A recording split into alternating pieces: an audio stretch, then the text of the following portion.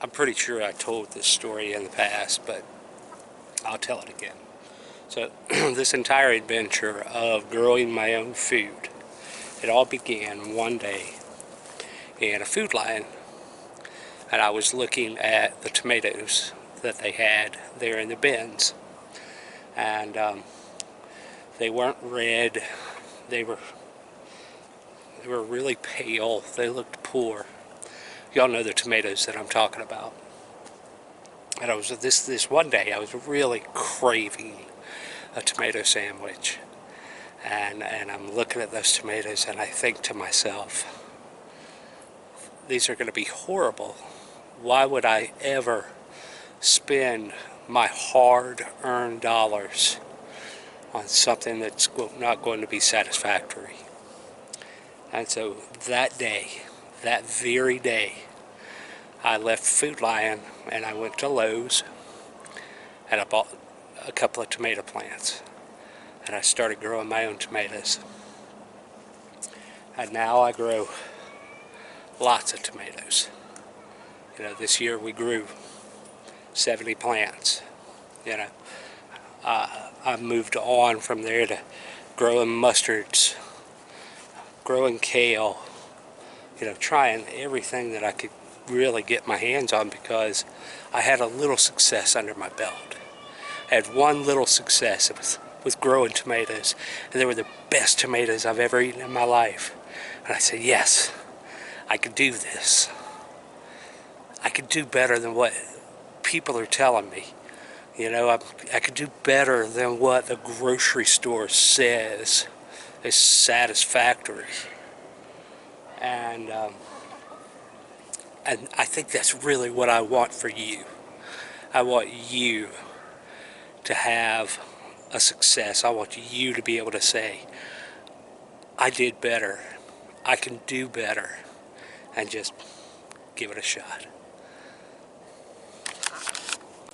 So just today I was kind of riding around and I was thinking about our food system, right? Fundamentally, our food system is broken, and I don't know that there's really a good fix for it. I think what we can do is really kind of take a look at ourselves and see what's important in our life. The Industrial Revolution took fathers out of the homes and put them in manufacturing and put them in jobs to earn paychecks. So that's not a bad thing.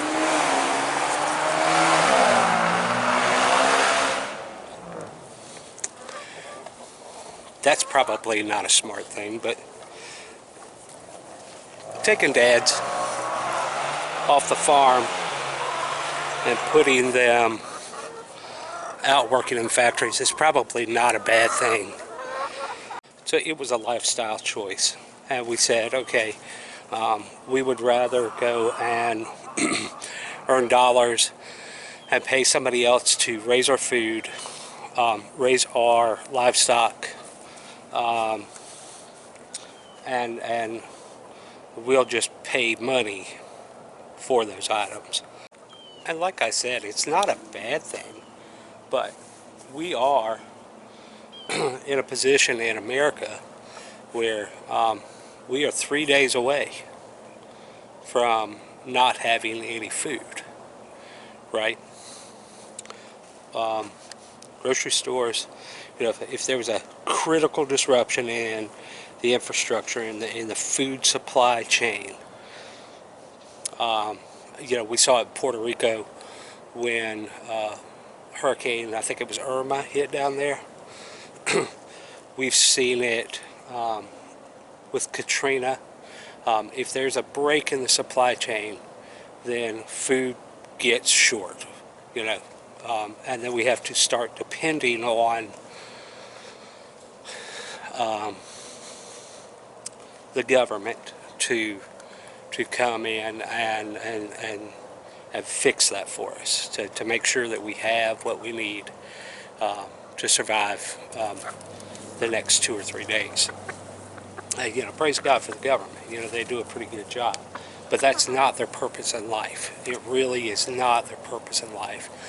The government's purpose, let's say like the Army, the President, Congress, the Senate, their purpose in life is to uphold the Constitution and our rights that are given to us through the Constitution.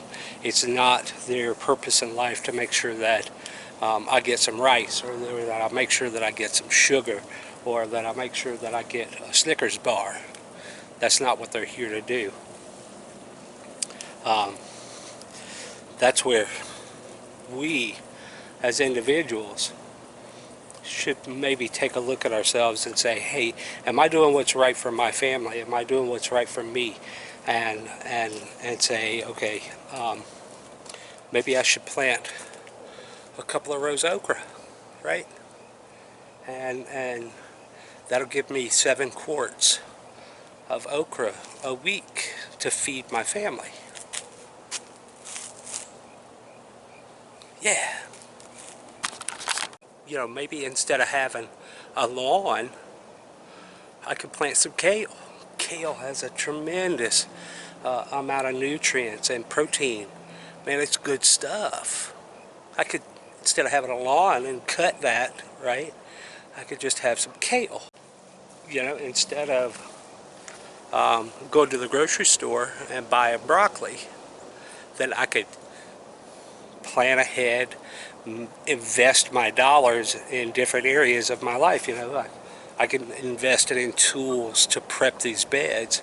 I can invest it in drip irrigation. I can invest my money in fertilizers, whether they be chemical fertilizers, hydroponic fertilizers, or natural fertilizers like chicken manure, right? So I can invest my dollars in different places and come out with a better product, a product that I know where it's been, I know how it was planted, I know how it was raised, I know how it was harvested.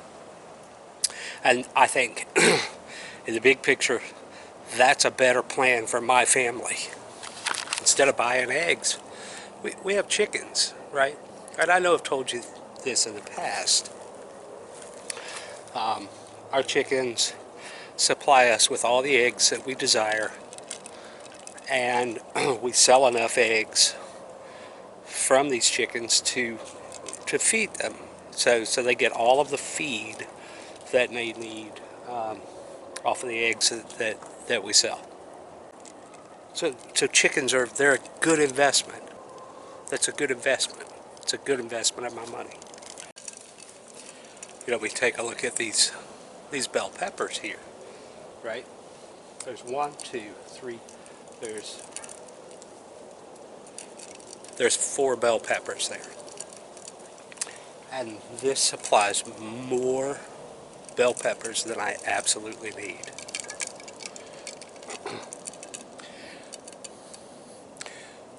And I'm going to get them to next year by making an investment in this little hoop house, right? The plastic for it cost me $45. The PVC I think cost me maybe $12. So I'm investing in my home, and I will have bell peppers for next year, right? It's a good investment. It's a good investment of my dollars. I just want to encourage you to try something different. Try growing a cabbage. Try growing some collard greens.